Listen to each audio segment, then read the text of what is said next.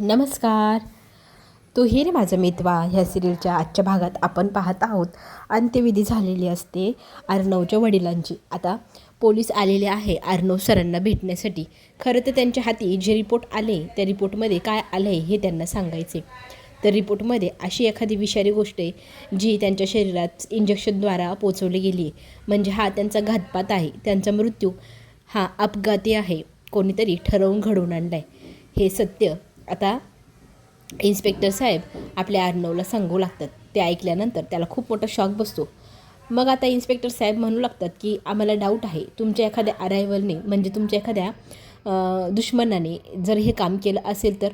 कुणावरती काही संशय, तुमच्यावरती कोणी हल्ला करू शकतं किंवा त्याने कोणी धमकी दिली असेल, तुमच्या घरावरती कोणाची वाईट नजर असेल तर तुम्हाला काही अंदाज आहे का? तर इथे अर्णव एकाच व्यक्तीचं नाव घेतो, राकेश. तर आता इथे राकेश नाव ऐकल्यावर सगळेजण आश्चर्यचकित होतात. राकेश तर आता पोलीस स्टेशनमध्ये आहे, जेलमध्ये आहे ना तो. तर इन्स्पेक्टर साहेब सांगू लागतात की आमच्या हातनं तो निसटला. त्याला 2 दिवसापासून शोधत आहे, अजून त्याचा शोध लागलेला नाही.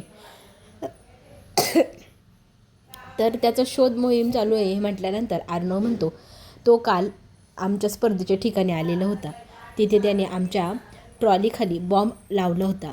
तो बॉम्ब मी कसाबसा त्याच्या म्हणजे ट्रॉलीखालनं काढला. त्याच्यानंतर तो गाडीत घेऊन दूर टाकून आलो मी, आणि माझी गाडी पण त्याच्यासोबत ब्लास्ट झाली.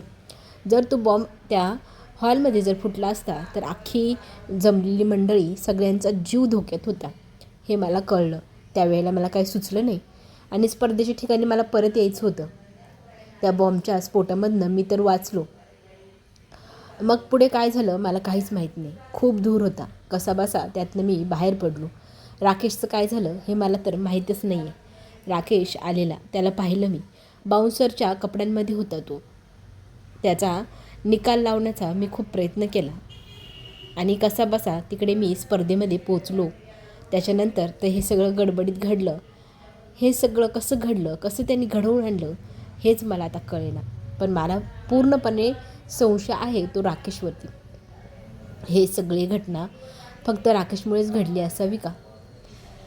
हा सगळा घटनाक्रम जेव्हा तो अर्णव स्वतःच्या बाजूने विचार करून पाहू लागतो तर त्याला फक्त राकेश हा एकच दुश्मन जाणवतोय. त्याच्यामुळे त्याचा संशय इतर कोणावरही जात नाही आहे. तर आता हे सगळं ऐकल्यानंतर मामा मग म्हणू लागतात की एवढं सगळं घडलं आणि तू कुणाची मदतसुद्धा साधी घेतली नाही, आम्हाला कुणाला सांगावं असं तुला वाटलं नाही? तर अर्णव म्हणतो मला कुणाचाही जीव धोक्यात घालायचा नव्हता, मला कुणाला घाबरवायचं नव्हतं, म्हणून मी ते परस्पर निपटवण्याचा प्रयत्न केला. तर बाबा खरंच तुझी तर कमाल आहे. एवढ्या सगळ्या लोकांचा जीव फक्त तुझ्यामुळे वाचला. जर तू असं काही केलं नसतं तर त्या ठिकाणी किती लोक होती, सगळ्यांचा जीव धोक्यात आला असता. खरंच अर्णव तू ग्रेट आहे, असं मामा शब्बसकी देत अर्णवला म्हणू लागतात. पण आता राकेश सापडलेला नाही आहे तर त्याला सापडत आहेत सगळेजण, तर सगळ्यांनी सावध राहायला हवं असंही म्हटलं जातं पोलिसांकडनं. तर सगळेजण आता घाबरलेले असतात. पोलीस मग आता पुढच्या इन्व्हेस्टिगेशनसाठी काही फॉर्मॅलिटीज आहे त्याच्यावर सही करावी लागेल, म्हणून घरातली एखादी मेंबरला यावं लागेल म्हणू लागतात. तर आकाश मग त्यांच्यासोबत जायला तयार होतो, कारण अर्णव आता सध्या मनस्थितीतच नाही आहे ना. तर आपल्याला पुढे हेही पाहायला मिळेल लवकरात लवकर बाबांचा जो कोणी खुनी आहे त्याला लवकर आपण पकडून जेलमध्ये टाकावं अशी अर्णव पोलिसांकडे मागणीही करतो. आणि पोलीस म्हणतात की आमचे प्रयत्न चालू आहे आणि लवकरच तो राकेश पकडलाही जाईल. आणि जिथे बॉम्ब फुटला आहे तिथे पण जाऊन आम्ही चौकशी करून बघतो आणि काय कळल्यानंतर तुम्हाला कळवतो. पोलिसांनी आता इथे जायची परवानगी घेतली आहे. मामा मात्र आता म्हणू लागले हे सगळं राकेशने घडवून जर आणलेलं असेल तर किती भयंकर माणूस आहे तो, आणि तो मोकाट आहे म्हटल्यावरती आपल्या सगळ्यांचा जीव धोक्यात असू शकतो. आपल्याला खूप काळजी घ्यायला हवी. आता हे सगळं कुणाला सांगायला नको असं आता मामाला वाटू लागतं. दुसरीकडे आपण पाहतोय हा आकाश टेन्शनमध्ये असतो आणि त्याला ज्यूस घेऊन आलेली असते इथे नम्रता. तर तो तिला म्हणतो अगं अजून घरात कोणी पाण्याचा थेंब पिलेला नाही आणि तू माझ्यासाठी ज्यूस घेऊन आली आहे. नम्रता म्हणते मला नाही वाटत मी काही चूक केली, माझ्या नवऱ्याची काळजी मला घ्यायला हवी ना. त्याच्यासाठीच तर मी हा ज्यूस आणला आहे. तर आता आपण पाहू शकतो की नम्रता त्याच्याशी वाद घालत असते. ह्या घरात सगळ्यांची जबाबदारी आता आपल्याला घ्यावीच लागेल ना, कारण आता काकांची मृत्यू झाला आहे. तर अर्णवजवळ ईश्वरी जाऊन बसते. मग बाकीची घरातली कामं सगळं काही मी करायला आहे ना, फुकटची मूल करीन. मलाच सगळं करावं लागते, मलाच सगळ्यांची काळजी घ्यावी लागते. तर हा जो काही ॲटिट्यूड आहे ना नम्रतेचा, हा आता आकाशला खटकतो आहे. तुझं हे जे वागणं आहे ना अतिशय वाईट आहे, खूप वाढत चाललं आहे. आणि तुझं हे जे वागण्यातली ही जी गोष्ट आहे ना ती मला अजिबात आवडत नाही. सतत तिरस्कार करत आहे. तुझ्या मनात कोणाबद्दल काहीच राहिलं नाही भावना. तू कोणतीही गोष्ट तिरस्कारातनंच का पाहत आहे? आणि तुला वाटत असेल ना तू हे सगळं करते तर करू नकोस. आणि 4 वेळा बोलूनही दाखवू नको की मी मोलकरणीसारखं घरात काम करते, मोलकरणीसारखं घरात काम करते. नम्रता म्हणू लागते की मी कसं काय लक्ष नको देऊ? माझं जर या घरात कोणी ऐकूनच घेत नाही. मी पण हारले आहे ना, माझ्याकडे कोणी लक्ष तरी देते आहे का? आपण जिंकलो नाही, आपण हारलो आहे, आपल्याला काहीतरी वाटत असेल की नाही? आपल्याला पण भावना आहे ना. आकाश म्हणतो आता ह्या गोष्टी उकरून काढण्याची वेळ आहे. अगं स्पर्धा होती, ती जिंकली एकाने, एक जण हारला. मग आता त्यात कोणाचा दोष? ईश्वरीचा. तू सतत तिला दोषी ह्या रूपानेच का पाहत असते? मला ना तुझा हा स्वभावच पटत नाही.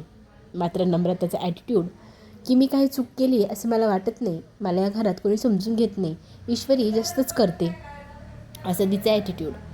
दुसरीकडे मात्र आपला अर्णव इमोशनल झाला आहे. जर त्या दिवशी तू जर मला बाबांशी बोलायला लावलं नसतं आणि बाबा आपल्याला सोडून गेले असते तर आपल्या मनातली गोष्ट मनातच राहून गेली असती. बाबांची माफी मागायची होती मला, त्यांना बाबा म्हणून हाक मारायचं होतं, त्यांना माफ करायचं होतं मला. ते जर मी त्यांच्याशी बोललो नसतो तर त्या दिवशीचं बोलणं तिथेच राहून गेलं असतं. ते हे जग सोडून पण गेले असते आणि मी त्यांच्याशी बोललोच नाही, असं झालं असतं तर. थँक्यू. तू जर मला बोलायला नसतं भाग पाडलंस तर मी बाबांशी बोललो नसतो आणि आमचं शेवटचं बोलणं अर्धवटच राहून गेलं असतं. आम्ही दोघं एकमेकांशी कधी बोललोच नसतो ना. तर इथे माझ्याजवळच्या प्रत्येक व्यक्ती मला कायम सोडून जाते, ह्या गोष्टीची खंत अर्णव व्यक्त करतो. जी पण व्यक्ती माझ्याजवळ येते ती मला सोडूनच जाते. तर मला आयुष्यात तू कधी सोडून जाणार नाहीस ना, प्रॉमिस करशील? आता ईश्वरी त्याला म्हणू लागते की मी तुम्हाला कधीच कुठे सोडून जाणार नाही, प्रॉमिस करते हवं तर. आणि मग तो रडू लागतो. तिच्या मांडीवर डोकं ठेवून मग ती त्याला थाप देते की मी तुमच्यासोबत आहे, एकदम कवटळून जवळ घेते. दुसरीकडे मात्र लब्बाड लांडग्यासारखी ही जी वल्लवी आहे ना तिची नजर गरगर फिरताना पाहायला मिळते. आता ती काय करते, तिच्या मोबाईलला तिने गाडीतच ठेवलेलं आहे. तर ती गाडीमध्ये जो दुसरा मोबाईल आहे त्याला घ्यायला जाते. त्या मोबाईलवरनं तिला खरं तर कॉन्टॅक्ट करायचा आहे या उदयकांतशी. उदयकांतसोबत मिळून तर तिने हे सगळे कारनामे केले. त्याला ती फोन करून विचारू लागते की तुला हे एवढं सगळं कोणी करायला लावलं होतं? तुला लक्ष ठेवायचं होतं साधं त्याच्याकडे, तेही ठेवता आलेलं नाही. तुझ्या मूर्खपणामुळे तो बाहेर सुटला तर सुटला, जिथे कॉम्पिटिशन चालू आहे तिथपर्यंत पोहोचला. एवढी सगळी माहिती त्याला कशी पोहोचली? तू त्याची चांगली सिक्युरिटी ठेवली नाही, तुझ्यामुळे तो निसटला. वरतून तू त्याला मारून पण टाकलंस. एवढ्या टोकापर्यंत का पोहोचलात? तर तो म्हणतो जर तसं नसतं केलं तर त्यांनी माझं नाव सांगितलं असतं, तुझंही सांगितलं असतं.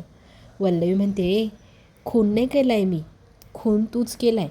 मी फक्त तुला डांबून ठेवायला सांगितलं होतं, तू तर त्याला डायरेक्ट मारूनच टाकलं.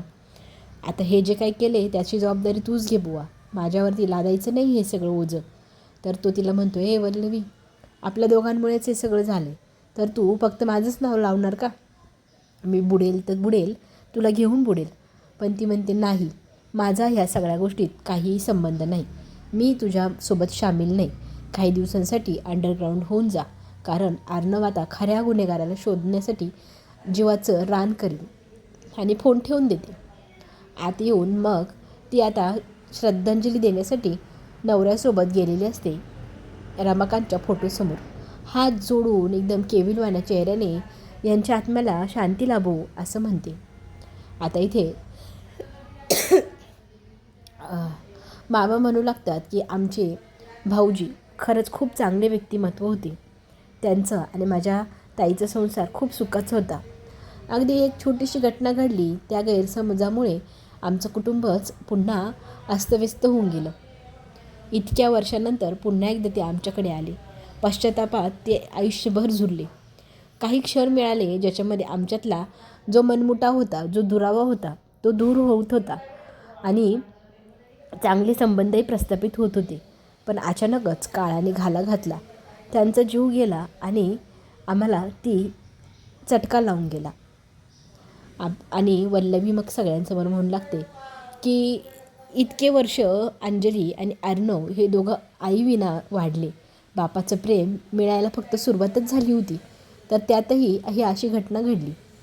खरंच असं व्हायला नको होतं, असं म्हणत पुष्पांजली श्रद्धांजली वाहतात. पुढे आपल्याला असं पाहायला मिळतं की अर्णवला मात्र ते क्षण आठवता ज्या वेळेला सगळ्यात पहिले ईश्वरी बाबांना घेऊन घरी आली होती. त्यांच्यावरती किती चिडला होता चिंटू. मी तुम्हाला कधी माफ करणार नाही, कारण तुम्ही आम्हाला विसरून गेलात, असं म्हणाला होता. तर बाबांच्या गाठोड्यातनं काही गोष्टी पडल्या, त्यात लहानपणीच्या गोष्टी होत्या. त्या गोष्टी पाहिल्यानंतर जेव्हा ईश्वरी म्हणू लागते की तुमचे बाबा तुम्हाला विसरले असते तर एवढ्या छोट्या गोष्टी जपून ठेवल्या असत्या का त्यांनी? ते किती प्रेम करतात तुमच्यावर हे तुम्हाला का कळत नाही आहे? किती समजवत होती तेव्हा तिच्यावर विश्वास ठेवला नाही रागामध्ये. या गोष्टीचा पश्चाताप पाहायला मिळत आहे आपल्याला. पुढे आपल्याला 15 दिवसानंतर काय होतं आहे ते पाहायला मिळत आहे. वल्लवी अजूनही उदयकांतला गायब व्हायला सांगत आहे. अर्णव मात्र स्वतःची कंपनी आता ताब्यात घेण्यासाठी सौदामिनीबाई यांच्याकडे गेला आहे.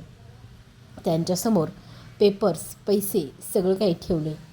जी कंडिशन होती 2 कोटीची, ती 2 कोटी नेऊन दिली आहे. आता इथे अर्णवने आणि कंपनी त्याची मागत आहे तो सौदामिनीकडे. सौदामिनीची मात्र आडेवेडे पाहायला मिळत आहे.